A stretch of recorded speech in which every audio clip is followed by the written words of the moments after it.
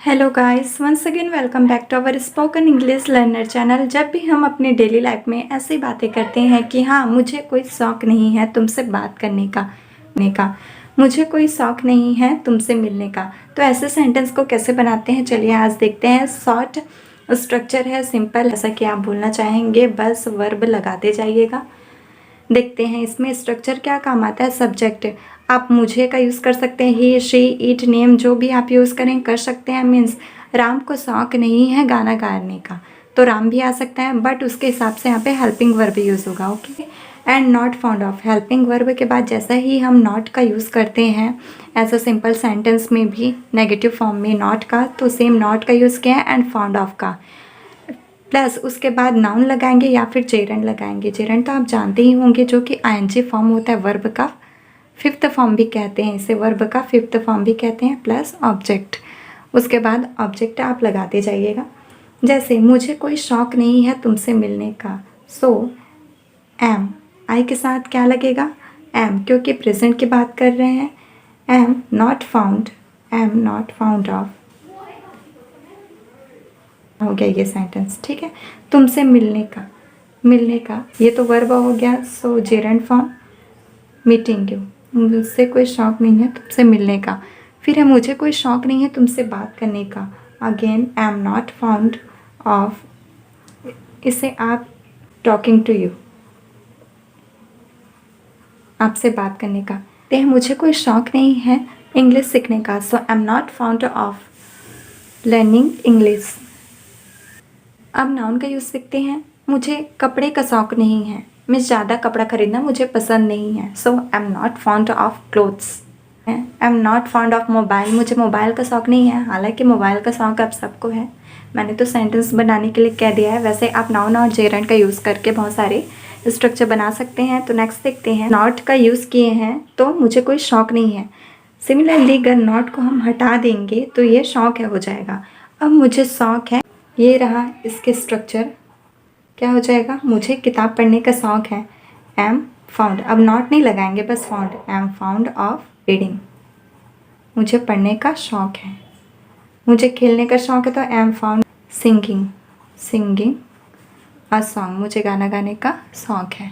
तो ऐसे सेंटेंस आप खुद से बनाते रहेगा। नेक्स्ट देखते हैं।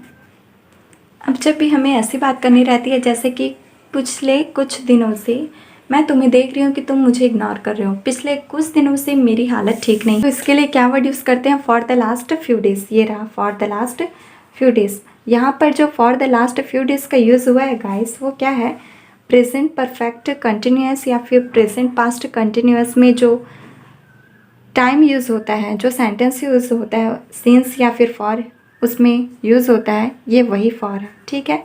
उसी फॉर का यूज़ हमने किया है। मैं तुम्हें देख रही हूँ, okay, am looking at you, मैं तुम्हें देख रही हूँ। अब यहाँ पे आ गया हमारा सेंटेंस, पिछले कुछ दिनों से तुम मुझसे बात नहीं कर रहे हो। मैं क्या बोली हूँ, पास्ट परफेक्ट टेंस का फॉर है तो उससे बनाने की कोशिश करते हैं, उसमें तो आता है कर रहा हो, कर रहे हो, तो यू हैव नॉट, हैव आ जाएगा, you have not been talking to me, मुझसे बात कर रहे हो। अब यहाँ पे for the last few days, ठीक है। अब ये सेंटेंस थोड़ा बड़ा हो गया क्योंकि जनरली हम स्पीकिंग के सेंस में इतना बड़ा बड़ा सेंटेंस का यूज़ नहीं करते हैं। बेसिकली जब हम यूज़ करते हैं एक ही सेंटेंस को तब स्पेशली, तो इसको कैसे लिख सकते हैं, इसलिए हमने for the last few days ये फ्रेजेस का यूज़ किया है। इसको और क्या तरीके से लिख सकते हैं, ये सेम है,